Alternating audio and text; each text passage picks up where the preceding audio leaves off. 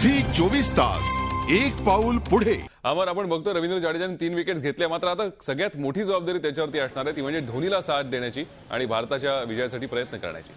भूषण अर्ध काम त्यांनी फत्ते केले असं म्हणू शकतो, कारण की एक विकेट्स घेतलेल्या आहेत त्यांनी आणि सगळ्यात महत्त्वाचा आता तो धोनीसोबत कशा पार्टनरशिप करतो आणि अशक्य प्रायज जो सध्या विजय दिसतोय तो खेचून आणण्यात यशस्वी होतो का धोनीसोबत, तरच आज खऱ्या अर्थाने तो मॅच विनर ठरेल आणि आज त्याची उपयुक्तता सुद्धा सिद्ध होईल। भूषण नक्कीच, आणि त्याला टीकाकारांना उत्तर देण्याची एक नामी संधी आहे, त्याने बॉलिंगमधनं आपले दाखवून दिलंय, बॅटिंगमधनं पण त्याला दाखवून देण्याची एक संधी आहे।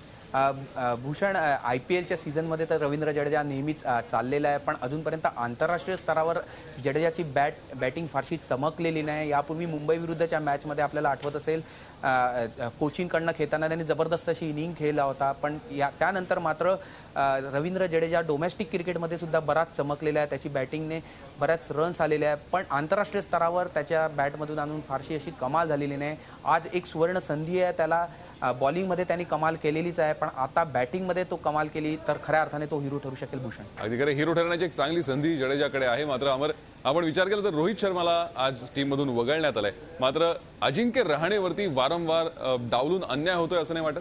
भूषण अगदी बरोबर आहे, कारण की अजिंक्यला पाहिजे तशी संधी नाही मिळत। त्याला सर्वप्रथम संधी मिळाली होती गेल्या वर्षी इंग्लंडच्या दौऱ्यात, तेव्हा T20 मॅचला तो डायरेक्ट जाऊन खेळलेला होता।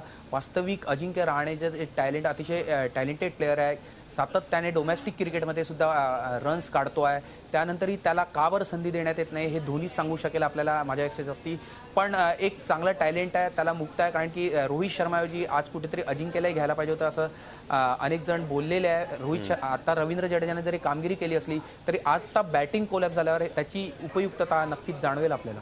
नक्कीच अमर, पाहूयात आता भारतीय टीम म्हणण्यापेक्षा हे भारताचे 2 फलंदाज आता भारताचा अशक्य वाटणारा विजय शक्य करून दाखवत आहेत का? धन्यवाद, ही सविस्तर चर्चा आमच्याशी केली त्याबद्दल।